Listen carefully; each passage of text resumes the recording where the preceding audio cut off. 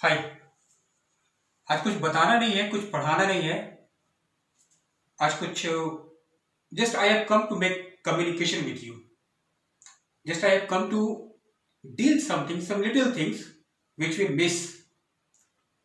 वो लोग ध्यान से सुनिएगा। Those who are very well versed in speaking English, those who have very good command over English, those who understand communicate English very well, they must listen to me today in this video. Actually her language का अपना अपना एक glory होता है, अपना अपना एक beauty होता है। Every language has its own glory, beauty. Her language का, चाहे वो जो भी लैंग्वेज हो, इंग्लिश हो, हिंदी हो, फ्रेंच हो, स्पेनिश हो, what ever is the language, but every language has its own glory, own beauty. उस लैंग्वेज को अगर उसी लैंग्वेज में बात किया जाए तो it looks beautiful, otherwise but it looks different and odd. So what I have come for today is to tell you, do you know the difference between accent and pronunciation? What is accent and what is pronunciation? Well, I will define it right now, what is accent and what is pronunciation. But before that, जितने भी लोग जो English को बोलते हैं अच्छी तरीके से, या उनका एक अच्छा एक्वेंटेंस है, अच्छा फैमिलियरिटी है इंग्लिश से, उनको ये चाहिए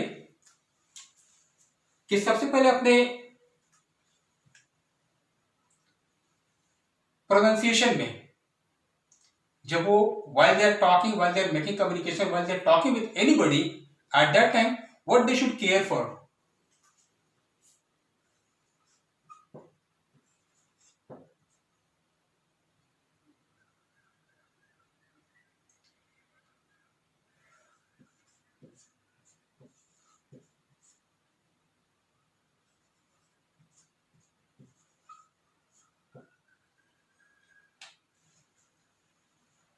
कुछ फंडामेंटल थिंग्स होता है। क्या है? ज, ज, स, श, फ and फ. Look, I have written down here three things to explain. In fact, what? j is a different thing and z is a different thing.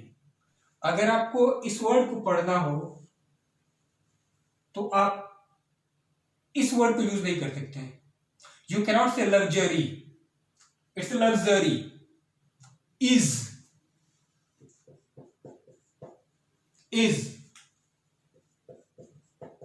His, not is and his, right? It should be luxury, not luxury.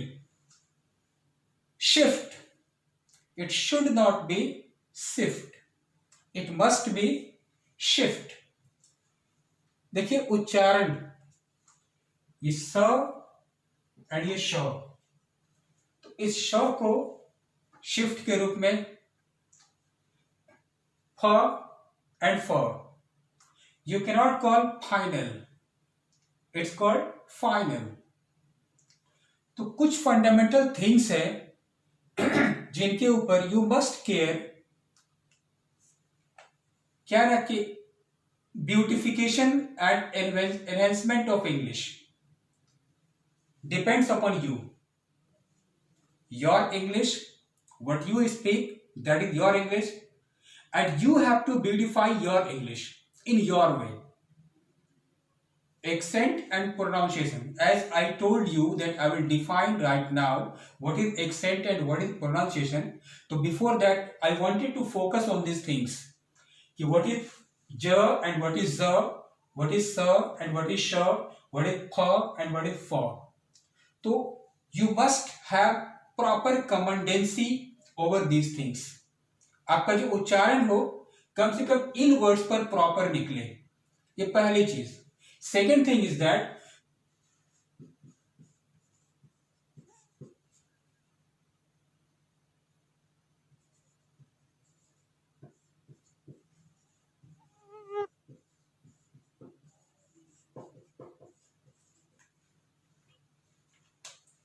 Accent and pronunciation. Accent क्या होता है, pronunciation क्या होता है? What is the difference between these two words, accent and pronunciation. Look, accent comes by birth, the family where we take birth, the region, the zone where we take birth, वहां का असर पड़ता ही है हमारे ऊपर। चाहे हम जिस फैमिली में बिलोंग करते हो, वहां पे जो भी लैंग्वेज बोला जाता हो, उस लैंग्वेज का टच हमारे बोलने में आ जाएगा। जो जहां पे यूपी से बिलोंग करता हो, बिहार से बिलोंग करता हो, झारखंड से बिलोंग करता हो, हरियाणा से बिलोंग करता हो, जो जहां से ही बोलता है, अगर वो अपने इंग्लिश को बोलेंगे ना, तो उनके बोलने में वहां का टच आ ही जाएगा। तो अपने रीजन को, अपने जोन को अगर आप कैरी किए हुए हैं, तो दैट इज कॉल्ड एक्सेंट। क्षेत्रीय भाषा में आप, even if you are speaking English, but there is a touch of your zone, zonal touch in your English. That's the accent. And pronunciation is what we learn. We learn pronunciation. We have trainer who train us how to deliver any word. ये जो delivery technique होता है English का या किसी चीज का भी, जो डिलीवरी टेक्निक होता है, that we learn by somebody, या sometime we learn automatically also.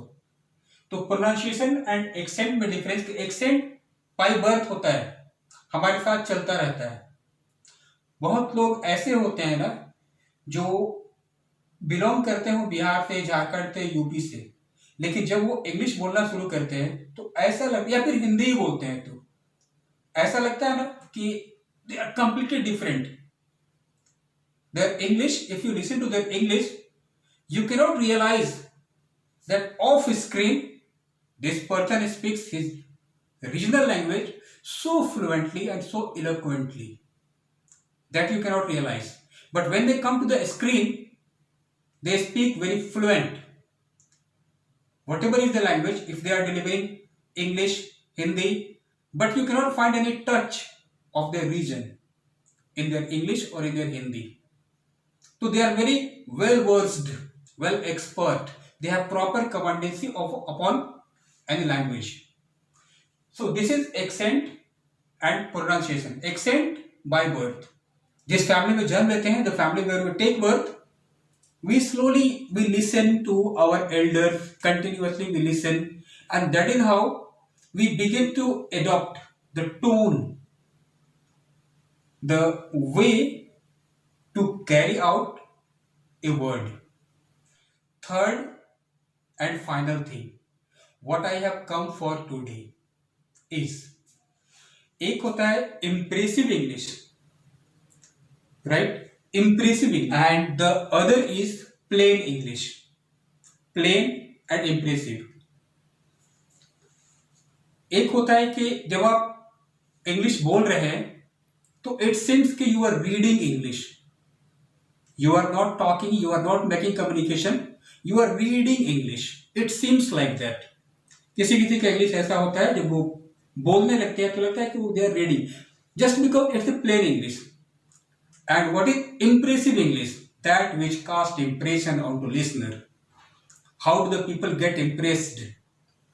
क्या ना कि हर वर्ड को अदा करने का, उसको पे करने का, उसको कैरी आउट करने का एक टेक्निक होता है।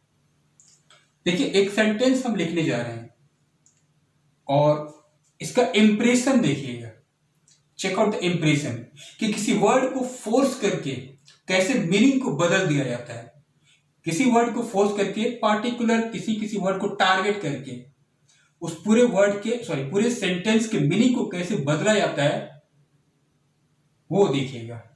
जैसे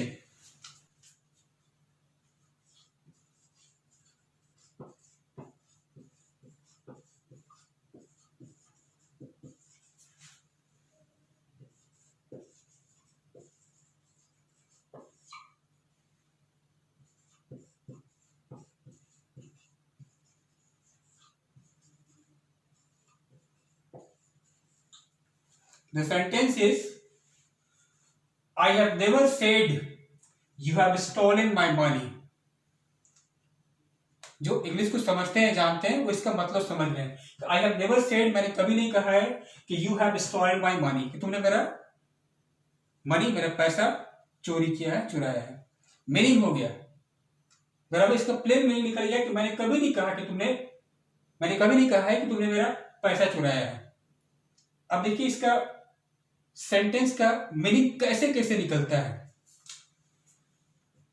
फर्स्ट वर्ड आई, अगर इसको ऐसे कहा जाए, आई हैव नेवर सेड, आई को फोर्स करके, आई हैव नेवर सेड, मैंने तो नहीं कहा है, यानी किसी और ने कहा होगा, किसी और ने कहा है, but I have never said, हमने नहीं कहा है कि तुमने मेरा पैसा चुराया है। आई को फोर्स कर दिए तो मीनिंग कुछ और हो गया। आई हैव नेवर सेड, हमने नहीं कहा, किसी और ने कहा होगा, but not I, I have never said. Second,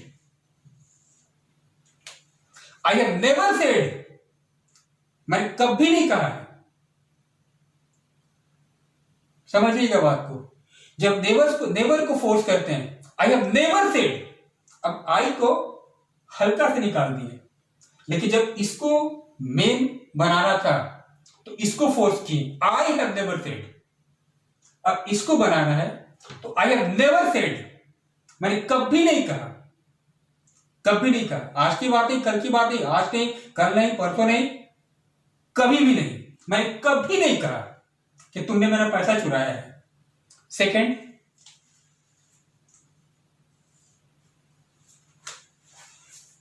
said, third word, I have never said, मैंने कहा नहीं है कभी, मैंने कहा नहीं है कभी, भले ही तुमने मेरा पर्स चुराया है या कुछ भी हुआ है, बट मैंने कहा नहीं है कभी। ठीक है, यहां पे सेड को फोर्स करके, मैंने कहा नहीं है कभी, अरे जानता हूं भले कि you have stolen, but I have never said, हमने कभी कहा नहीं है। देखिए वर्ड वही है, मीनिंग कैसे निकलता चला जा रहा है। यू, अब इसको देखिए, I have never said you have stolen my money, I have never said you have stolen, हमने कभी ये नहीं कहा कि तुमने मेरा पैसा चुराया है। हमने किसी को कहा होगा, लेकिन तुम्हें मैंने कभी नहीं कहा है। I have never said you have stolen, right, my money. Next one,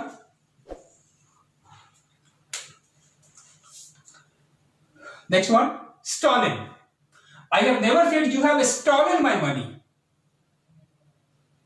I have never said you have stolen my money, मैंने कभी ये नहीं कहा कि तुमने मेरा पैसा चुराया है, तुमने कहीं रख दिया होगा, वो ठीक है, या कोई भी केस हो सकता है, लेकिन हमने ये कभी नहीं कहा है कि तुमने मेरा पैसा चुराया है, यानी कि चोरी करने की बात हमने कभी नहीं कही है।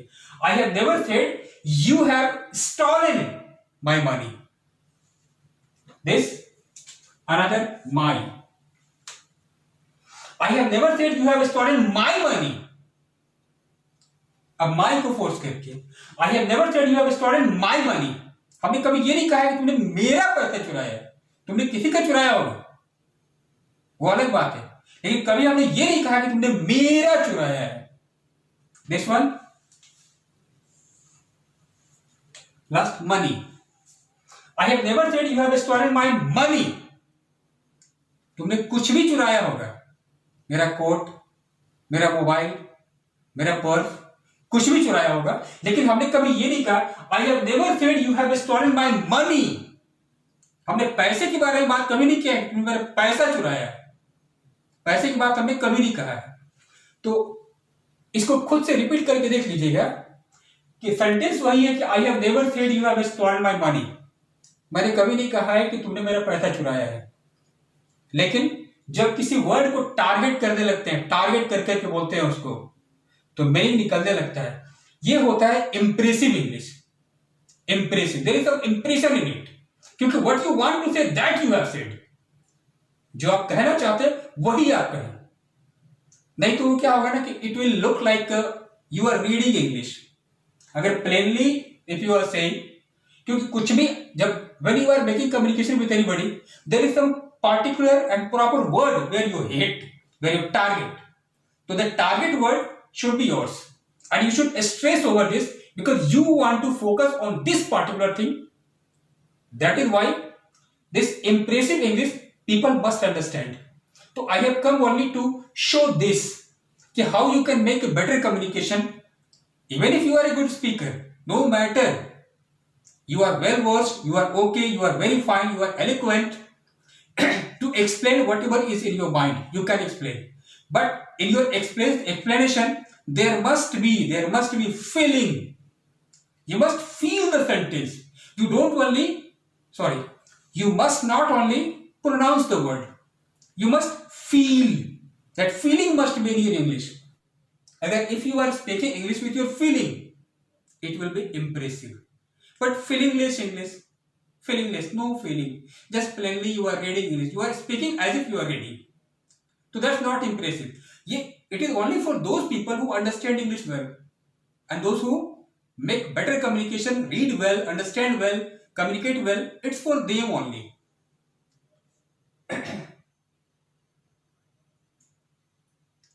This line you must consider very seriously over this. कि how to target a word out of your sentence. जो आप कहना चाहते हैं वही करें. अदरवाइज सुनने वाले के ऊपर आप इम्पोज मत कर दें कि अब मेरी फीलिंग का, हमने सेंटेंस कह दिया, मेरी सेंटेंस का फीलिंग अब तुम समझो. It should not be like this. The sentence is yours and feeling should also be yours.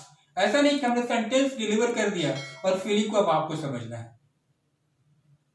Right. इसलिए क्या होता है कि कम्युनिकेशन में इंप्रेसिव नहीं हो पाता है. When you are making communication with anybody, it's not impressive just because you are not speaking with your feeling. This is what happens. Otherwise, everything is okay. Or finally, in my first two videos, I have said listening is very important.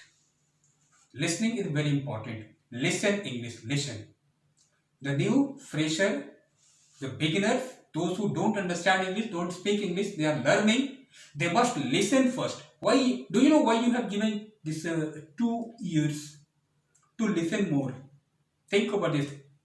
It has been given to us to listen more. 2 years we have been given. For what? For listening more. So listen more to make a better improvement in your English. जितना आप सुनेंगे उतना अच्छा आपका English होगा. आप सुनना छोड़ दें. अगर ये कहना कि just I want to speak, I want to learn, that's not possible. That's hard. That's very hard. सुनना ज्यादा इंपॉर्टेंट है. सुन सुन करके ही हम लोग बड़े होते हैं. सुन सुन करके ही हम लोग बड़े होते हैं. सुनते सुनते बड़े होते हैं. तब जा करके किसी दूसरे का वर्ड हमारे मुंह में आता है. 3 things I told you today. एक अपने एक accent and pronunciation, the difference. Pronunciation is what we learn it, and accent is what by birth it comes.